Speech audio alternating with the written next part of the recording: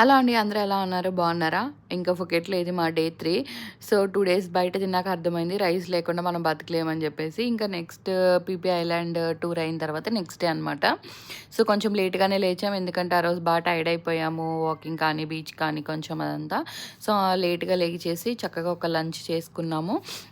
So, అన్నీ 7-11 స్టోర్‌లో తీసుకొచ్చుకున్నాను. Rice కానీ, చికెన్ రైస్, బేసిల్ రైస్ అన్నీ దొరుకుతాయి. ఆల్రెడీ బటర్ ఇంట్లోనే ఉందనమాట. మేము చెప్పాం కదా! ఎయిర్‌బిఎన్‌బిలో ఉంటున్నామని జెప్పేసి. అక్కడే మనకి బౌల్స్ అవన్నీ ఇస్తారు కుకింగ్ చేసుకోవడానికి. ఇంకా బాయిల్డ్ ఎగ్స్ ఇవన్నీ 7-11లో దొరుకుతాయి. అన్నీ తెచ్చుకొని మంచిగా ఇలా chicken and egg fried rice చేసుకొని హ్యాపీగా తిన్నాము ఫుల్‌గా. చాలా బా వచ్చింది. నాకే తెలీదు. మన దగ్గరున్న టాలెంట్స్ అన్నీ ఇలాంటప్పుడే బయటకొస్తా ఉంటాయనమాట. సో, చాలా మంచిగొచ్చింది. తిన్నాం హ్యాపీగా. అండ్ క్లైమేట్ కూడా బయట చాలా బావుంది. కొంచెం వర్షం పడేలాగా ఉంది. అలాగే క్లౌడీగా ఉంది. చాలా చల్లగా ఉంది. మంచి వేడి వేడిగా తినేసి ఇంక బయటకొచ్చాము.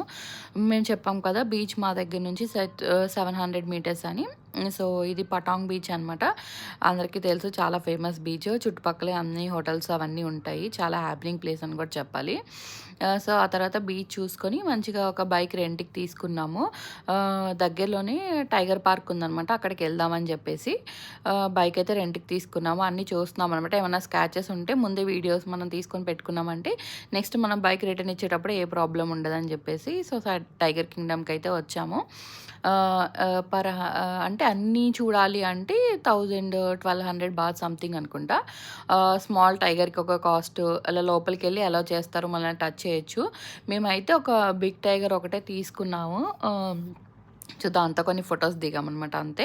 ఇంక జస్ట్ నార్మల్‌గా అన్నీ చూసి కొంసేపు టైమ్ స్పెండ్ చేసి వచ్చేసాము. అంతే. ఈ రోజుకైతే ఇలా అయిపోయిందనమాట. మీ ఎవరికైనా నా వీడియోస్ నచ్చితే please like, share and subscribe. Thank you for